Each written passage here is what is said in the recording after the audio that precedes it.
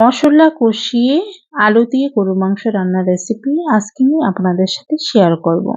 Hello, আসসালামু আলাইকুম everyone, সবাই কেমন আছেন? প্রথমে চুলায় একটি পাত্র বসিয়ে পরিমাণ মতো তেল দিয়ে দিয়েছি, এরপরে দিয়ে দিয়েছি পেঁয়াজ কুচি, এরপরে দিয়ে দিয়েছি পরিমাণ মতো আদা বাটা, রসুন বাটা, মরিচের গুঁড়া, হলুদের গুঁড়া, তেজপাতা, দারচিনি, এলাচ আর পরিমাণ মতো দিয়ে দিয়েছি লবণ।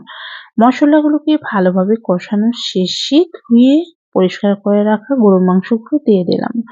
মশলার সাথে মাংসগুলো ভালোভাবে নেড়েচেড়ে ঢাকনা দিয়ে ঢেকে দেব। কিছু সময় পরে ঢাকনা তুলে এইভাবে নেড়েচেড়ে আমি মাংসগুলো কষিয়ে নেব।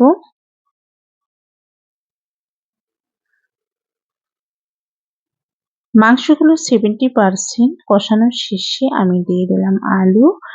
আলুগুলো মাংস আর মশলার সাথে নেড়েচেড়ে কষিয়ে নেব।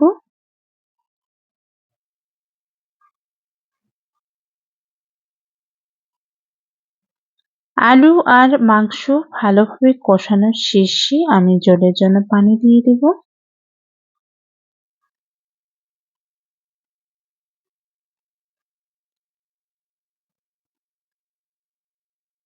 এরপরে হাই হিটে রান্না করে নেব ২০ মিনিট পর্যন্ত, মাংস সিদ্ধ না হওয়া পর্যন্ত।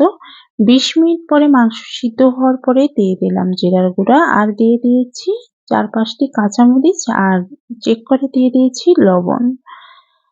গরুর মাংসের ঝোলের পরিমাণটা একটু বেশি রাখবো। এরপরে ঢাকনা দিয়ে ঢেকে আরো ৫ মিনিট রান্না করে নিয়েছি। এই তো আমার গরুর মাংস রান্না করা শেষ আলু দিয়ে। এইভাবে কষিয়ে গরুর মাংস রান্না করলে খেতে ভীষণ মজার হয়ে থাকে। আমার গরুর মাংস রেসিপিটি যদি আপনাদের কাছে ভালো লেগে থাকে, লাইক, কমেন্ট, শেয়ার করতে ভুলবেন না।